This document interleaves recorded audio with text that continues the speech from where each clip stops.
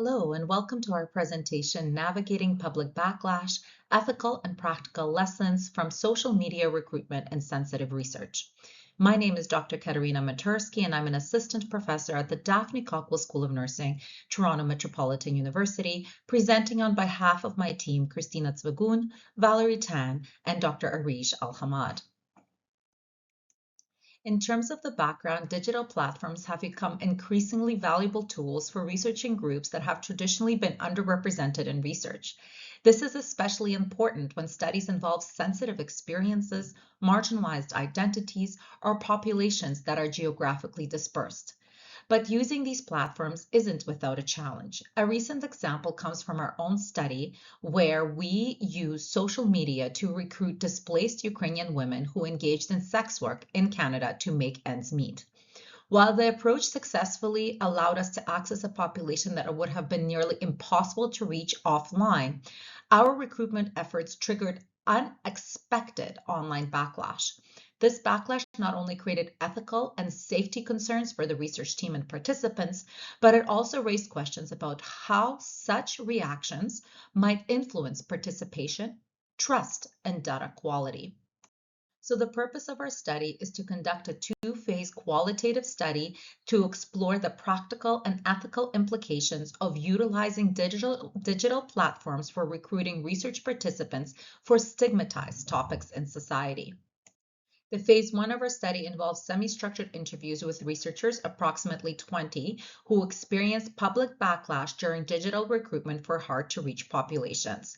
We will also conduct thematic analysis of the interviews that we conduct. Particular focus areas of phase 1 include the nature of backlash encountered, impact on study process, consequences of backlash on the research, and adaptations or coping strategies that these researchers used during the research process. In terms of phase 2, again, our aim is to ethically observe real public backlash without putting actual vulnerable populations at risk. But phase 2 includes a fictitious study on Ukrainian transgender youth used to collect and analyze public backlash through an AI-based sentiment analysis process. The fictitious study serves as an ethical safeguard, generating real public backlash in a controlled research environment. Approximately 10 participants will be recruited through this fictitious study, and they will be debriefed to ensure transparency, offer support resources, and invite them to share their experiences with observed public backlash during semi-structured interviews. As this is an ongoing study, we are only presenting anticipated results here. We use the stigma and social exclusion framework to examine how vulnerable groups are stereotyped and marginalized, while our digital ethics privacy framework will help us to highlight confidentiality and accountability in digital spaces. Particularly, what we are thinking about in relation to anticipated results are that researchers who face backlash may experience the requirement to change their study design or experience emotional strain. Participants who face backlash may be discouraged to participate, unwilling to disclose relevant information, feel unsafe.